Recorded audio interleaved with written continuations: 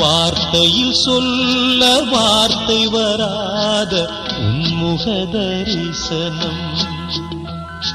வானவர் தேடி வந்து வணங்கும் தேவனின் தரிசனம்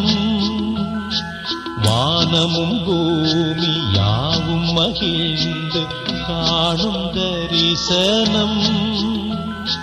வாடிய உள்ளம் வசந்தம் காணும் ஐயனின் தரிசனம்